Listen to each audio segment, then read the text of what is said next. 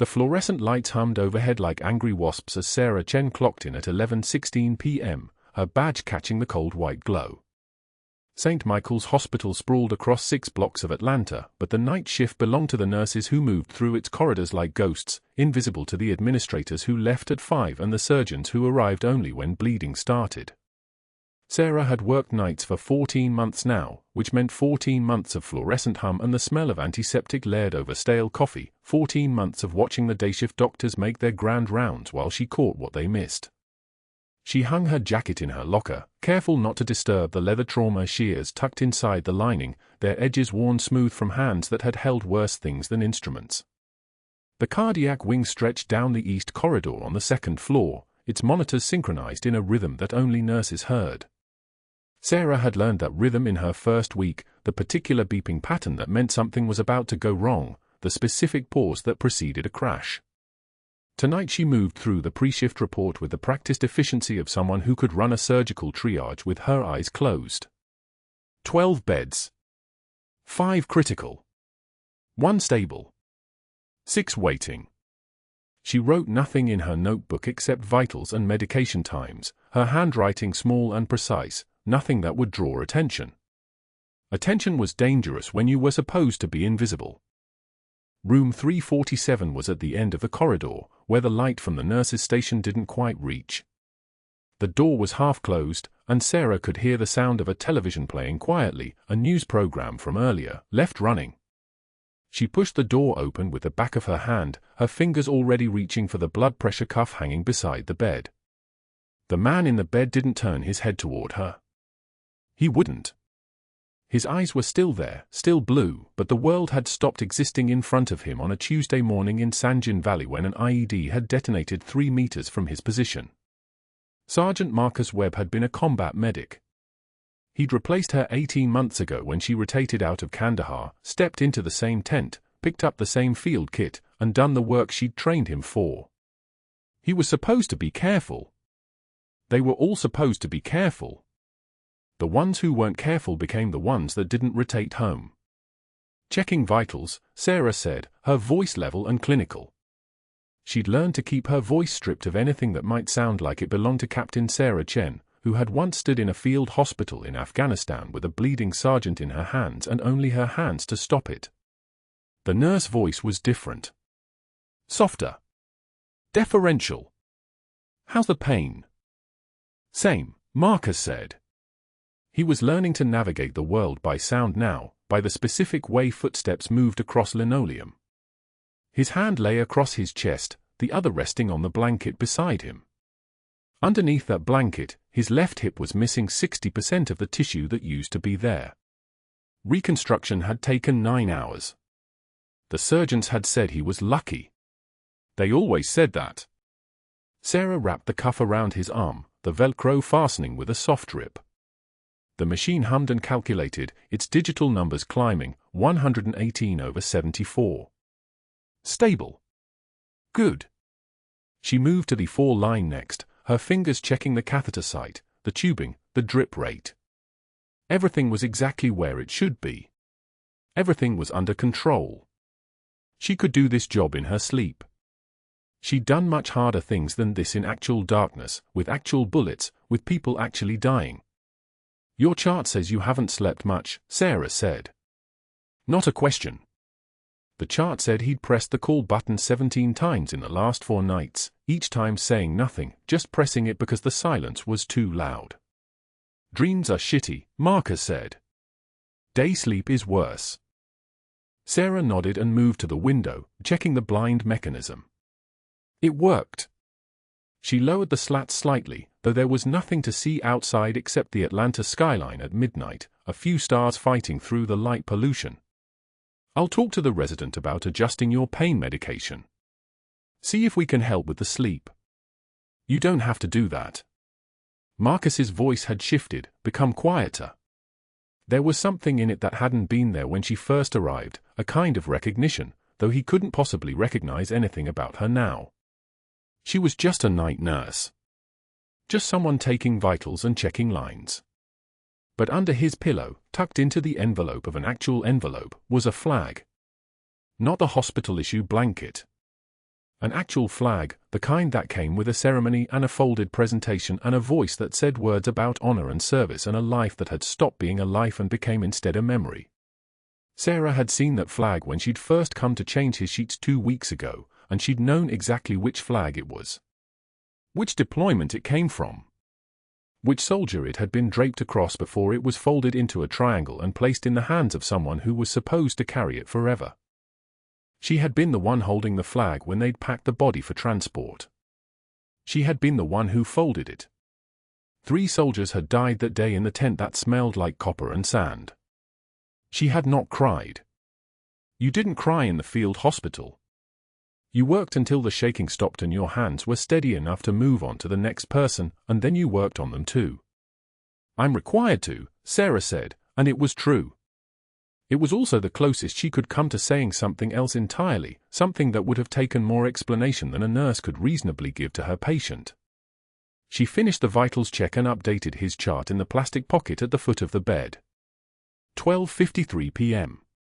Everything stable. Everything documented. She was turning to leave when Marcus spoke again. You ever think about what it was like before? He asked. Before here, I mean. Before you were a nurse. Sarah's hand stilled.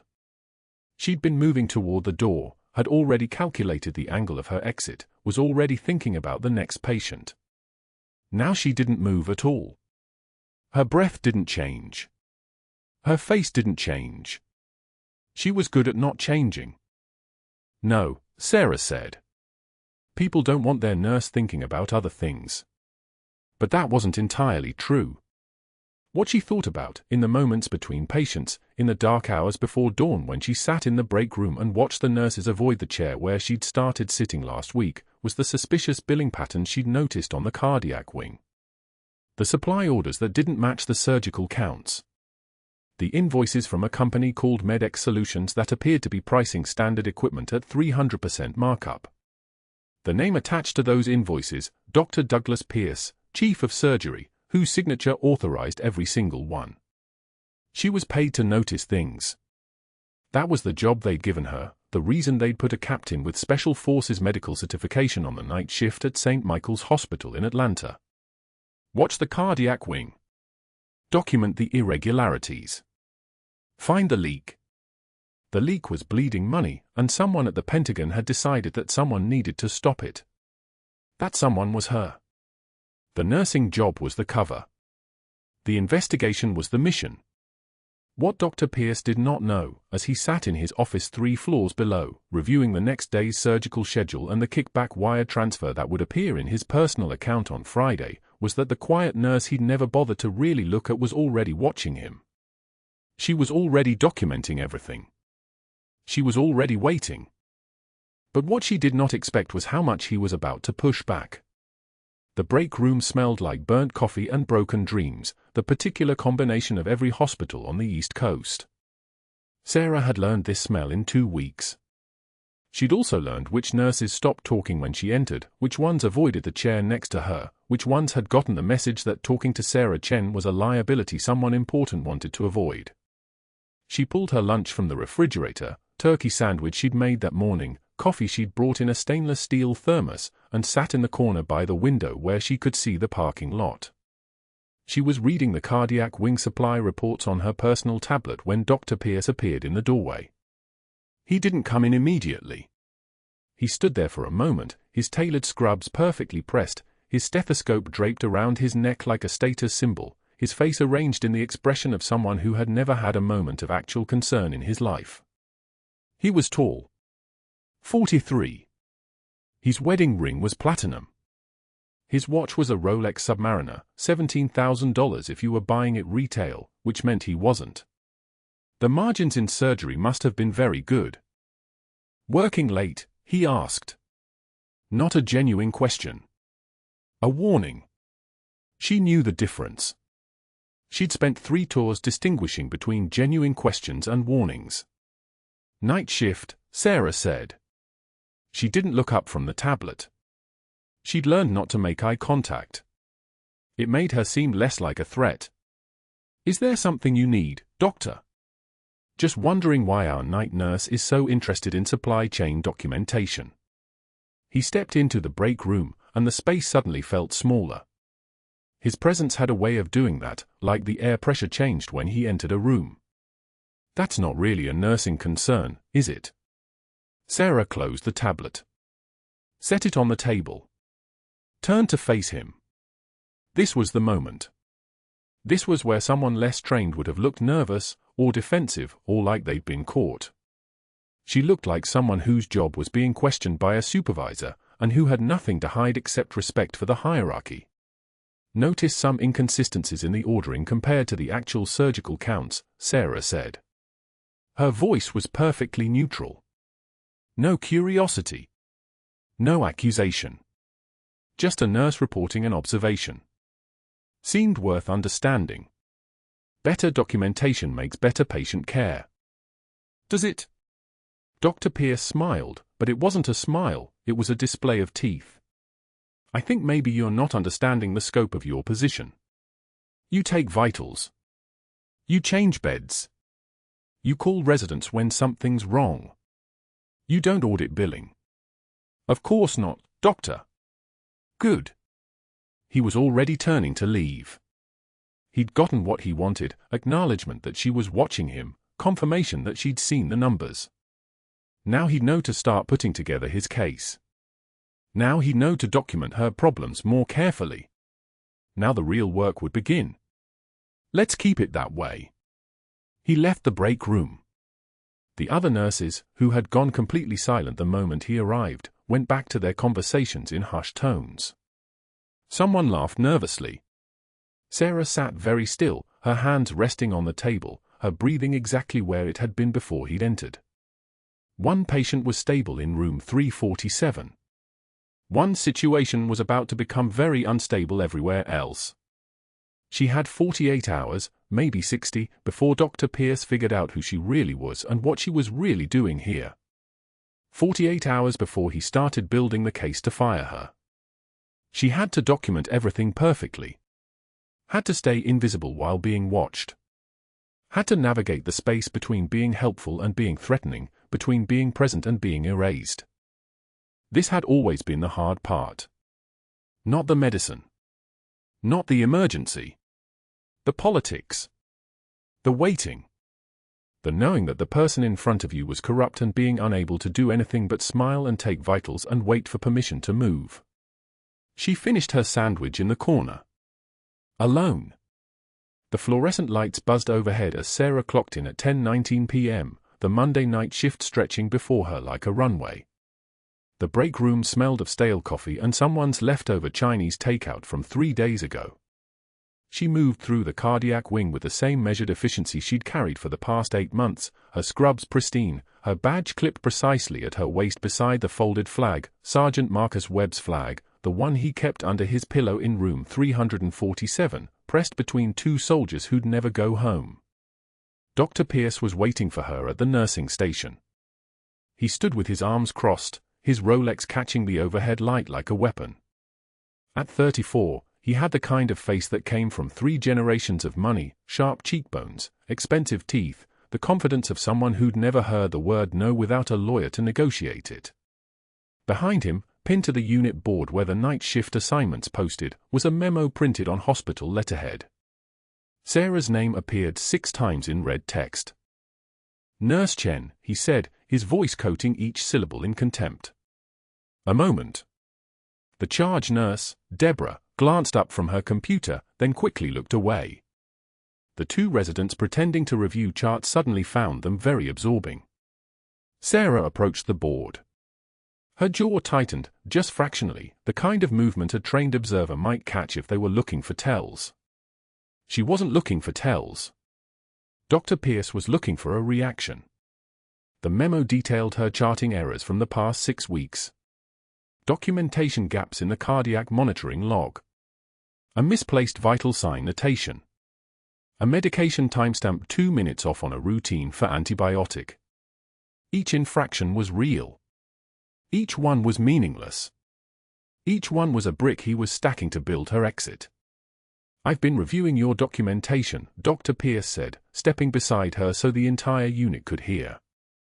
It's frankly concerning. We maintain standards here at St. Michael's. Patient safety is paramount.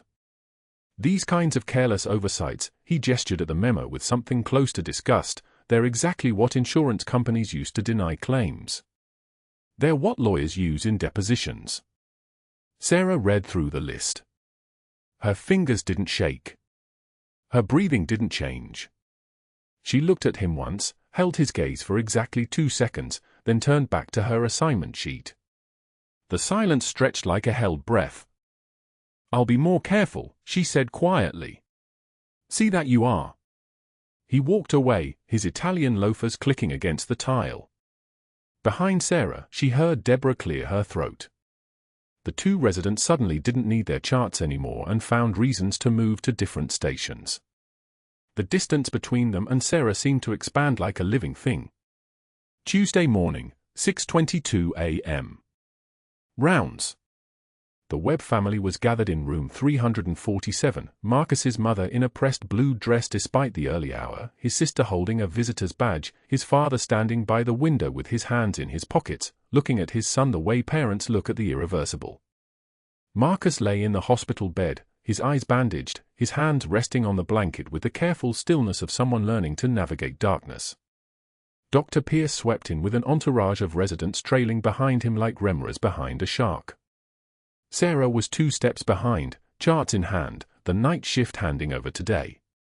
She'd spent the previous 8 hours monitoring Marcus's breathing, checking his post-operative incisions, watching him sleep fitfully through the kind of night that breaks people slowly. Sergeant Webb, doing well this morning. Dr. Pierce's voice was warm now, the voice he used for families. A different instrument altogether. Better, Doctor. Thank you, Marcus said. Excellent. You're on track for discharge by Thursday. Dr. Pierce turned to the family, his posture shifting to include them in a conspiracy of care. Your son is a remarkable example of the resilience we see in our military men and women. The care he's received here has been exemplary. Sarah felt it coming. The way a sailor feels a storm. Of course, Dr. Pierce continued, his tone shifting subtly into something sharper. Not all the nursing care on this unit meets the same standard. Nurse Chen, perhaps you can explain your assessment of Sergeant Webb's respiratory status from 2:14 a.m. Sarah's eyes moved to the chart in her hands. The notation was precise. Breath sounds clear bilaterally. Oxygen saturation 96% on room air. No distress noted. Everything was stable, Doctor, she answered. Stable, he repeated, turning to the family. And you're comfortable making that assessment? Given the gaps in your recent documentation. He didn't wait for an answer. Instead, he looked at Marcus's mother. I want to assure you that we have other highly trained nurses on this unit. Should you prefer a different team? Dr. Pierce, Marcus said, his bandaged head turning toward the voice he recognized from somewhere deeper than sight. Sarah knows what she's doing. The room went silent. Sarah felt the weight of that silence, the way it pressed against her sternum like a physical thing. Dr. Pierce's jaw tightened. He didn't like being corrected, especially not in front of an audience. Well, he said, his voice sharp now, we maintain high standards for a reason, Sergeant. He turned back to Sarah, and his eyes were 2 different colors than they'd been 30 seconds ago. Perhaps we should discuss this further in my office after rounds. The family exchanged glances.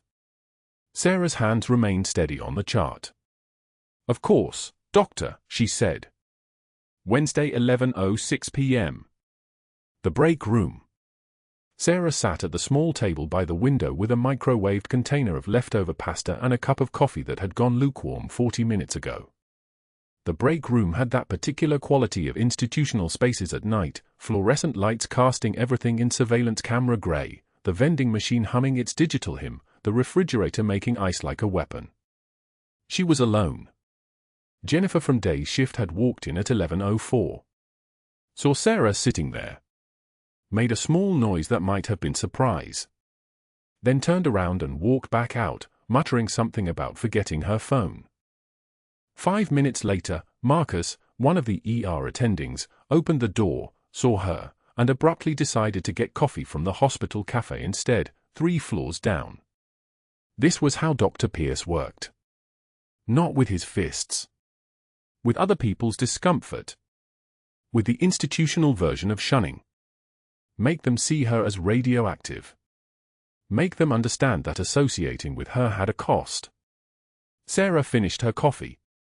She washed the container. She dried her hands on a paper towel, the dispenser squeaking like a wounded animal. Then she clocked back in and walked to the cardiac wing, where the night continued its steady pulse, beeping monitors, the soft hiss of oxygen, the small sounds of people fighting the darkness in their bodies. By Friday, the pattern was crystalline. Dr. Pierce had filed 3 formal complaints. 1 for improper medication documentation. 1 for insufficient patient assessment notes. 1 citing a concerning pattern of inadequate communication with attending physicians. He'd forwarded copies to the compliance department, the nursing director, and the hospital administrator, a man named Garrison who played golf with Dr. Pierce's father on alternate Saturdays. Sarah received a printed summary in her personnel file. She signed the acknowledgement form without comment. Her jaw tightened. Her hands remained steady. She continued working. Saturday, 2:38 a.m. The first sign was the bell. Marcus's call light, urgent and insistent, coming from room 347. Sarah was at the nursing station reviewing the lab results from his morning drawers when the light started screaming. She moved.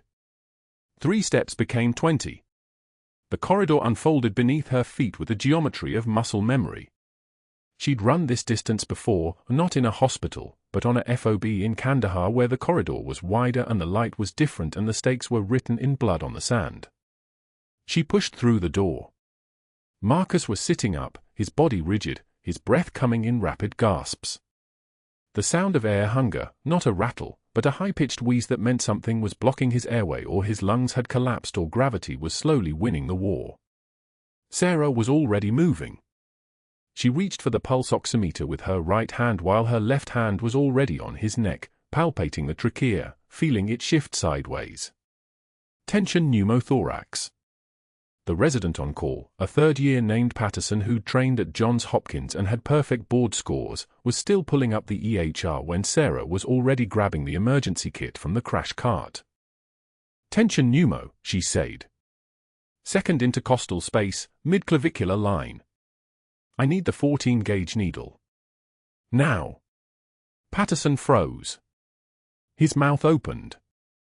His hands fumbled with his phone. The world compressed. Time did something strange. The hospital room became a convoy truck, becoming a forward surgical team, becoming a dust storm, becoming a soldier with a sucking chest wound and no choice but to act. Sarah's hands moved. Not her hands. Her muscle memory's hands. Hands that had done this 97 times in 2 years. She prepped the site, felt for the landmark, felt the second rib, counted down to the space below it. The needle went in. The hiss of air escaping, that specific sound like a tire deflating, meant his lung was re-expanding. Meant his heart was returning to normal position. Meant he was going to live. The pulse oximeter beeped, 88. 89, 91. 94, 97%. Sinus rhythm. The monitor went from chaos to a steady, beautiful march of electrical impulses that meant everything was reversing. Marcus's breathing slowed. His body relaxed. His fingers found hers in the darkness. Nightingale, he whispered. That you? Sarah's hand stilled on the syringe. No one called her that anymore. No one in this hospital knew that name. That name belonged to a different woman in a different uniform carrying a different life than the one she was living now. Patterson was calling for the attending. His hands were shaking. He kept saying, "I don't know what just happened," into the phone, his voice climbing higher. Sarah stepped back from the bed.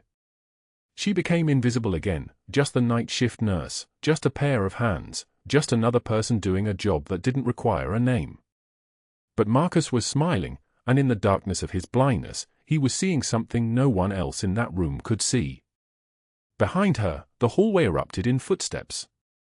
Dr. Pierce appeared in the doorway, already constructing the story he would tell, already building the case that she'd acted outside her scope of practice, already preparing the documents that would finish what he'd started.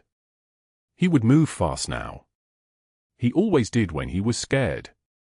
The ventilator wheezed its steady rhythm through room 347, Marcus Webb's chest rising and falling in mechanical synchronization. Sarah stood at the foot of his bed, 2:38 a.m., running through the standard checks that filled her nights: vital stable, sedation holding, the folded flag from their fallen teammate still tucked beneath his pillow where it had been every single night since he arrived. She was reaching to adjust the 4 drip when his breathing changed. Not gradually. All at once. The rhythm fractured. His chest heaved. Once. Twice. His body seized upward against the restraints. She moved without thinking. The on-call resident, Dr. Keller, was 3 rooms down. She heard his feet hitting tile when she pressed the call button. The monitor showed his oxygen saturation climbing, no, dropping. 89. 84. His face darkened. His neck swelled. She could see it clearly, the trachea had deviated. Tension pneumothorax. Air filling the pleural space, collapsing his lung, crushing the vessels that fed his heart. He had maybe 4 minutes before cardiac arrest. What's happening? Keller appeared in the doorway, eyes wide, phone already in his hand like it might solve something. His hand shook as he reached for the bedside monitor. Reached. Hesitated. Reached again. Second intercostal space. Midclavicular line. Now. Sarah was already moving, her voice dropping an octave. Different. Not the quiet night shift nurse he knew. The tone that came from 18 months of standing over bleeding soldiers while artillery hammered the valley around Kandahar, from making decisions that meant someone lived or someone didn't, from speaking with the kind of certainty that made people move. I'm calling attending. Make the call from outside. It wasn't a request. It was a command. Keller left. His footsteps retreated down the corridor. She didn't wait for the attending, didn't wait for approval, didn't calculate the liability of a nurse performing a procedure that technically belonged in a physician's scope. The calculus of bureaucracy meant nothing when lungs were collapsing. Pain was information. Pain was data. And right now every second of Marcus's oxygen deprivation was screaming. She grabbed the 14-gauge angiocath from the crash cart, muscle memory so old it didn't require thought, just execution. Her fingers located the landmarks on his chest, second rib, midclavicular line. The needle went in at a 45-degree angle. His body convulsed once. The hiss of air escaping. Sudden and unmistakable. The rush of pressure releasing. She advanced the catheter, withdrew the needle, and taped it down with movements that flowed like water finding its level. The monitor responded first. Oxygen saturation began climbing. 75. 80. 88. 92. His breathing steadied. The desperation drained from his chest. He was still there. Still fighting. Still here. She stood back, her hand steady at her sides, and that's when Keller appeared in the doorway with Dr. Martinez, the night attending, both of them wide-eyed and running. Too late. Always too late. The kind of late that came from hesitation, from second-guessing in the face of crisis. I performed a needle decompression, Sarah said, her voice back to its normal register now, clinical and clean. Tension pneumothorax. Tracheal deviation. He's stabilizing. Martinez moved to the bedside. She watched him check the catheter placement, check the vitals, watch the oxygen sat hold steady at 91%. His expression shifted from alarm to something else. Understanding, maybe. Or the dawning realization that something in this room had moved faster than protocols allowed. Who did this? Martinez asked. She did, Keller said quietly. I was calling you. She knew. Marcus's eyes, blind but not unseeing in some way Sarah had never fully understood, tracked toward her voice. His head turned slightly. His lips moved. Barely audible. The kind of whisper that only someone who'd been trained to recognize it across a rooftop in Kandahar would have caught. Nightingale 6. The room compressed. Time folded. Everyone went still except Sarah, whose hands remained exactly where they were, not trembling, not flinching, not betraying a single molecule of the 18 months that just collapsed between past and present. She'd heard that call sign only once in 12 years. The sign and countersign that meant one thing, he knew. Not what, exactly. But enough to shift something fundamental in the air. Let's get a portable chest X-ray, Martinez said, his eyes moving between her and Marcus with new calculation. And someone page cardiothoracic. I want him monitored continuously until we know the extent of the pneumothorax. Sarah was already moving toward the supply cart, already noting the vitals, already slipping back into the rhythm of a night shift nurse. But Keller hadn't moved. His phone was still in his hand, and his expression carried the specific confusion of someone who'd just witnessed a transformation he couldn't quite articulate. The way she'd moved. The precision. The kind of calm that didn't come from nursing school or textbooks but from the kind of experience that made your hands remember what your brain tried to forget. She was replacing the angiocath in the crash kit when Martinez appeared beside her, his voice low enough that only she could hear. 18 years ago I was doing a residency rotation at Landstuhl Regional, he said. Trauma Bay. We had a team of medics rotate through combat medicine. They were different from other soldiers. The way they moved. The way they understood anatomy like it was written in their muscle memory. He paused. You moved like that. Just now. Sarah didn't answer.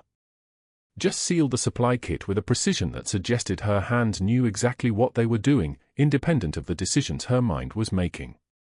I'm not asking, Martinez said. I'm just observing. He walked back to Marcus's bedside, checking the monitor one final time before he left to write the order for imaging. Sarah could hear him in the hallway, speaking into his phone. We need continuous monitoring. Chest X-ray, stat. And someone notified Dr. Pierce that we had a respiratory crisis in 347. Situation is stable now, but I want the chart documented with full detail. The moment he said Pierce's name, something shifted in her chest. Not fear. Not anxiety. Just the knowledge that the clock had started ticking in a direction she couldn't control anymore. A medical crisis of this magnitude meant paperwork. Documentation. Chain of custody around every decision. And a bureaucrat like Pierce would see exactly what he needed to see, a nurse who'd stepped outside her scope of practice, violated protocol, acted without physician approval. He'd have ammunition he could weaponize. The irony wasn't lost on her. She'd saved Marcus's life. And in saving his life, she'd just handed the man trying to destroy her career the documentation he'd been waiting for. Marcus's hand moved across the bed, searching. Finding her wrist with the accuracy of someone who'd trained his other senses to compensate for the ones he'd lost. His grip was weak but deliberate. I knew you were more than what they see, he whispered. His blind eyes pointed nowhere and everywhere. I always knew. Dr. Pierce arrived 20 minutes after Sarah's hands had steadied the needle, after the hiss of air escaping the pleural space, after the monitors confirmed what her body already knew, the crisis was over. He walked into the ICU carrying a stack of incident reports, each one prepared with the methodical precision of a man who had anticipated this moment long before it arrived. His shoes clicked against the tile in a rhythm that felt deliberate, a metronome counting down something she couldn't yet see. He carried those folders like weapons, and everyone in the hallway sensed it. We need to talk about protocol violations, he said, his voice carrying the kind of authority that came from knowing exactly which rules he could break while burying others beneath them. Sarah was checking the ventilator settings, her movements precise, economical. She didn't turn around. Step into my office. It wasn't a request. It was a command delivered with the weight of institutional power behind it. The conference room smelled of stale coffee and the particular staleness of a space where difficult conversations happened regularly. Dr. Pierce settled into his chair with the composure of someone who had already won. He laid the folders out like a prosecutor presenting evidence. His fingers drummed against the table, once, twice, 3 times, a pattern that suggested impatience with her very presence. Emergency needle decompression, he began, reading from the first report. Performed without attending physician authorization. Performed without resident supervision. You are a registered nurse, Ms. Chen. You are not a physician. You are not qualified to make that decision. Sarah stood with her hands at her sides. Her jaw tightened fractionally. Nothing else moved. The fluorescent light above the table hummed with a sound like insects trapped in glass. The patient was experiencing tension pneumothorax, she said quietly. Respiratory distress. Tracheal deviation. He had 4 minutes maximum before cardiac arrest. And your solution was to bypass the entire chain of command. Pierce's voice took on a sharper edge, like he was reading from a script he had rehearsed. You violated Section 4.7 of Hospital Protocol. You violated Section 9.2 regarding scope of practice limitations. You endangered a patient by acting outside your authority. He didn't mention that the patient was alive. That the monitors showed stable oxygen saturation.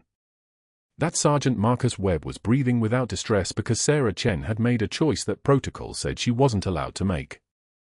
Pierce's power lay not in what had happened, but in what he could document as having happened incorrectly. The family has already expressed concern, Pierce continued, flipping to another report. They were quite distressed by your actions during the crisis. They felt that proper procedures were not followed. I have their statement here. He tapped the paper with a finger that moved like a surgeon's scalpel. They're considering whether they want to file a formal complaint about your conduct. Sarah's hands remained steady. Her breath remained level.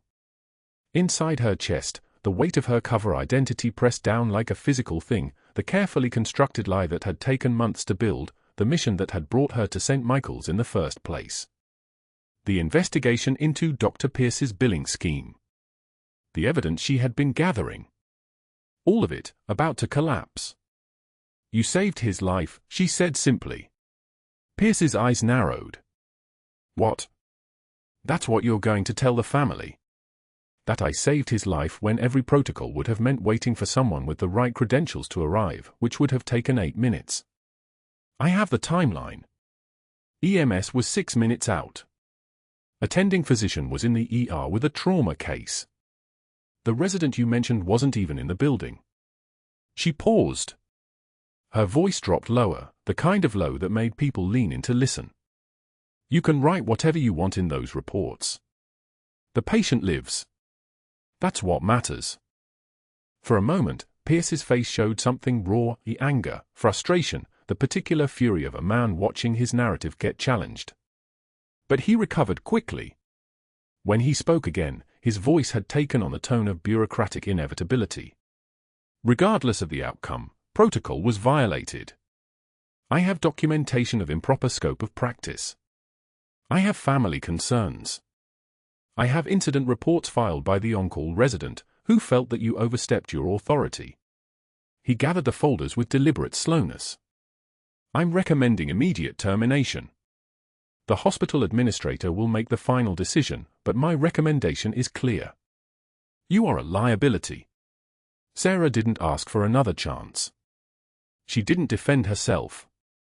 She didn't explain what she had seen in the monitors, what her training had taught her, why waiting would have meant a dead Marine. Instead, she reached for the ID badge clipped to her scrubs and set it on the table between them. The plastic was worn at the edges from 18 months of use. From 18 months of belonging to a place where she didn't actually belong, while Dr. Pierce belonged even less. I'll clear my locker, she said. The walk to the staff lockers took her past the break room, where 3 nurses who had been sitting at the table suddenly found reasons to leave. past the supply closet where she had caught Dr. Pierce on 2 separate occasions modifying cardiac monitor calibrations, the kind of thing no one would notice until a patient coded unnecessarily. Past the unit board where her name was listed among the nursing staff, about to be crossed off permanently. Her locker was small. Everything fit into a cardboard box, the cracked mug that said "World's Okayest Nurse" that someone had given her as a joke during her first week, a dying succulent that had lasted longer than it should have, a framed photograph of her old unit. 18 faces in that photograph, taken in the desert outside Kandahar in 2019. Taken before the IED. Taken before half those faces stopped aging, stopped changing, stopped coming home. She stood there for a moment, holding the frame, her fingers tracing the edge of it. The photograph was the only thing she kept from her previous life. Everything else had been erased or rewritten. New social security number. New credit history. New identity. All of it built on the foundation of this nursing job, this cover, this mission. The rain started before she reached the bus stop. Not a gentle rain, but the kind that fell in sheets, the kind that soaked through fabric in seconds. The bus stop's shelter had broken glass in one corner and a dent in the metal roof that suggested someone had once thrown something at it in anger. Sarah sat on the bench with the cardboard box on her lap, watching the rain fall onto the street in patterns that looked almost like Morse code, almost like messages from a language she used to speak. $23 in her wallet. A bus pass that still had 3 rides left. No phone calls coming in. No messages. No one asking where she had gone because the version of Sarah Chen that people knew at St. Michael's was essentially fictional, a character in a performance that had just ended. Captain Sarah Chen, the actual person, the one with the silver stars and the security clearance, existed in a file somewhere at the Pentagon, buried so deep that only a handful of people even knew to look. The succulent in the box was drying from the edges inward. She could see the brown creeping across the leaves like a slow infection.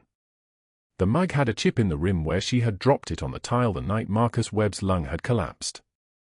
The photograph showed the faces of people who would never grow older, never worry about careers or relationships or how to survive in a world that moved too fast. She pulled the frame out of the box, held it up to the rain. For a moment, just a moment, she considered letting it slip from her fingers, letting the rain take it, letting the whole thing wash away into the gutter. The mission had failed. Her cover was blown.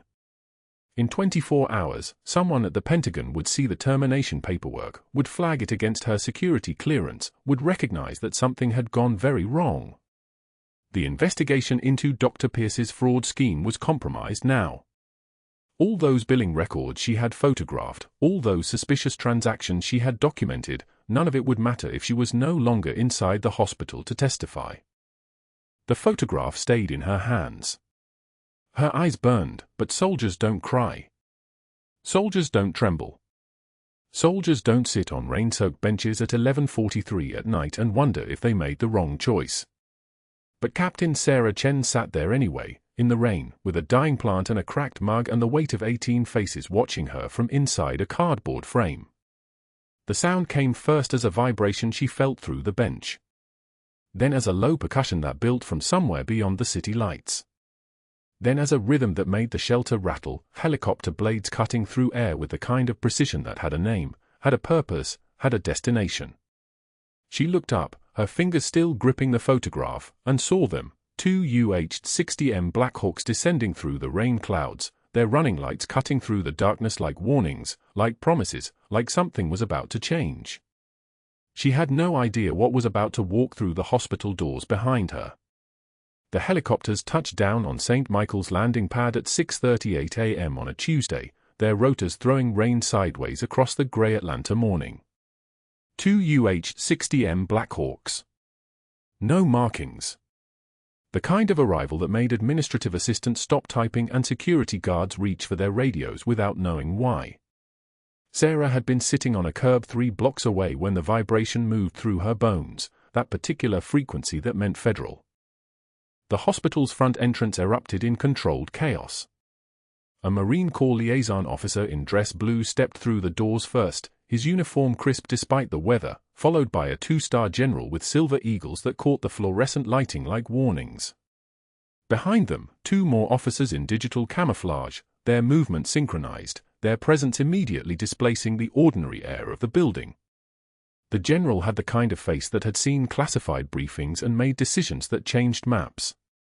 The commotion reached the 4th floor where Marcus Webb lay in recovery. His room was quiet except for the ventilator's rhythmic whisper and the monitor's steady beeping. His eyes, the ones that couldn't see anything anymore, turned toward the hallway at the sound of boots on tile. The footsteps carried a different weight than nurses' shoes. Military bearing. Protocol. Authority that moved through institutional space like a predator through water. Marcus's hand found the folded flag under his pillow. His fingers traced the corners of it. He'd been waiting for this phone call for 2 days. She'd told him it would come. She hadn't told him what it would mean. The liaison officer appeared in the doorway. Major. The kind of major who spent 6 months a year in places without names. He moved to the bedside and stood at parade rest, waiting. The general remained in the hallway where Dr. Pierce was just now returning from his morning rounds, confused about why federal uniforms were in his hospital. Sergeant Webb, the liaison said quietly. Can you tell me about the nurse who saved your life? Marcus's breathing didn't change. His hands remained still. Nightingale 6, he whispered. Just those 2 words. But they moved through that small room like a detonation charge, and the liaison's entire posture shifted. His shoulders straightened. His hand moved to his chest in a gesture that was half salute, half prayer. The general stepped into the doorway. He was holding a file, the kind of file that didn't exist in any hospital system, the kind that came from Pentagon servers and locked safes at Langley. He opened it with the ceremony of someone unveiling a monument. Captain Sarah Chen, the general read aloud. His voice was the kind that had commanded troops in Kandahar, in Helmand Province, in places where the darkness had teeth. Combat Medical Service, 18 months under fire. Kandahar Airfield, 2014 through 2016. 3rd Battalion, 5th Marines Medical Support Team. He paused. The words hanging in that room like incense in a cathedral. Silver Star for Valor under fire. Dr. Pierce was standing in the hallway now, his face asking questions his mouth hadn't formed yet. He stepped into the room, and the general looked up from the citation, the papers still in his hands, his eyes meeting Pierce's with the kind of certainty that made men confess to crimes they hadn't committed. This nurse, the general continued, saved your colleague's life using field medicine protocols she learned downrange. Tension pneumothorax. Needle decompression. Which, last I checked, wasn't outside her scope of practice, it was * her scope of practice * for 18 months in a combat zone. Dr. Pierce opened his mouth. Closed it. Opened it again. Something was happening in his chest, something that felt like the ground disappearing beneath him. But he didn't understand yet. Not really. Not until his phone started vibrating. Then his tablet. Then his hospital-issued pager, all 3 devices receiving notifications simultaneously from a group chat that had just gone viral. The video was 14 seconds long. It showed him at the nurse's station, his voice carrying across the unit, his finger pointed at Sarah like an accusation, his words about her incompetence and her recklessness playing out in high definition. A patient's family member had filmed it 2 days ago. A family member who was a hospital administrator's daughter. A family member who had posted it 48 minutes ago to a medical professional group with 847,000 members. The comments were already at 3,200. The shares at 12,000. And in Dr. Pierce's medical school alumni group, at that exact moment, Dr. Marcus Sterling, his mentor, the man who'd sponsored him for the position at St. Michael's 15 years ago, the man whose recommendation had opened every door in his career, was typing a message that would take those shares to 89,000 by noon. 41 words. That was all it took. The hospital board's emergency meeting began at 8:15 a.m. The general and liaison were already in the administrator's office by then, along with a woman in a dark suit from the Pentagon's legal division. By 9:16 a.m., St. Michael's administration had suspended Dr. Pierce pending investigation into his conduct, his documentation practices, and yes, those billing anomalies that Sarah had flagged, the ones that showed exactly $847,000 in suspicious charges to the cardiac wing cardiac monitoring contracts. The kickback scheme was going to unravel in the next 48 hours. The woman in the dark suit was already on the phone with the FBI's Atlanta field office. By Wednesday evening, Dr. Pierce's medical license was suspended. Not revoked. Suspended. Which meant there would be a hearing. Which meant there would be testimony. Which meant there would be proof. But that wasn't the reckoning part. The reckoning came Thursday morning. Sarah walked through the front doors of St. Michael's at 7:06 a.m., and the entire building understood in an instant that she had never been just a nurse. Her dress uniform caught the light, Class A greens, dress blues available, but she'd chosen the field uniform, and her captain's bars gleamed like promises. Behind her, the liaison officer. Beside her, Sergeant Webb in his own dress uniform, moving with the precise navigation of someone who'd learned this building through sound and memory. The folded flag was no longer under his pillow. It was being carried to its final resting place, a shadow box that Sarah had helped him mount, that would hang in the cardiac wing as a memorial to the medic they'd lost, the reason Marcus had learned field medicine in the first place, the reason she'd been running this operation from a night shift nurse station. Staff froze. They lowered their eyes. Not from shame, from respect. From the understanding that they'd been working alongside someone they'd fundamentally misunderstood. That the woman they'd avoided in the break room, that they'd gossiped about in the supply closet, had the kind of credentials that made the military send helicopters. Dr. Pierce was already gone by then. His office had been emptied by 6 p.m. Wednesday. His apartment would be emptied by the federal agents by Friday. His career was a thing that had happened and ended, like a patient's EKG reading as the monitor flatlined. 6 months later, a community college in Mesa, Arizona, had a new CPR instructor. The name tag read * Steve Pierce Star. The salary was $16.50 an hour.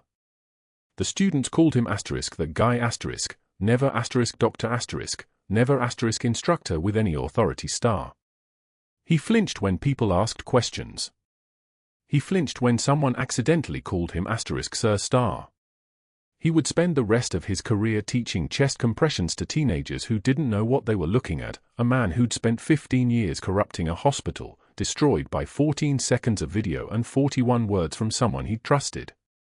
Sarah was back at St. Michael's on a Thursday, night shift, 10 p.m. to 6 a.m., dressed not in her uniform but in her scrubs. The captain's bars were gone. The dress uniform was packed away. She moved through the cardiac wing checking monitors, adjusting fours, and the nurses who'd once ignored her now watched her with something between wonder and calculation. One of them, Jennifer, the respiratory therapist, asked her directly, "How long were you, what were you really?" Sarah didn't answer. She didn't need to. She just kept working. By month 7, the hospital board had commissioned a new trauma wing. They'd named it for the medic whose flag now hung in the shadow box. They'd hired an independent compliance officer. They'd sent 3 more physicians to ethics retraining. And they'd offered Sarah the position of chief of emergency medicine 3 times, officially, and she'd declined 3 times. "I'm staying on night shift," she'd told them. "But you could direct the entire department," the administrator had said. "I could," Sarah had agreed. "But my patients need me where I am." And that was the truth, the whole truth, the reason she'd taken a nursing degree instead of a medical degree, the reason she'd been running her operation from a night shift station, the reason she'd done the thing that got her fired, because some missions aren't about titles or authority or recognition. Some missions are about being the last line of defense when everything else fails. About standing between the vulnerable and the dark. The trembling wasn't fear. It was restraint. She was standing at Marcus's beside, Marcus who was learning to walk again, Marcus whose eyes were closed but whose presence was complete when he reached over and found her hand. He didn't ask her anything. He just held it. They stood there in the quiet of the hospital night, a nurse and a sergeant, 2 people who'd been broken by the same war, who'd found each other again in a building full of people trying to heal. "Welcome home," he said finally. She didn't answer. Some things don't need words. Some things just need presence. Some things just need someone who understands that the quietest person in the room might be the one holding it all together. Thank you for being here. If you're enjoying this story, please like and subscribe. And we always love hearing from you. Drop a comment and tell us what state or country you're in.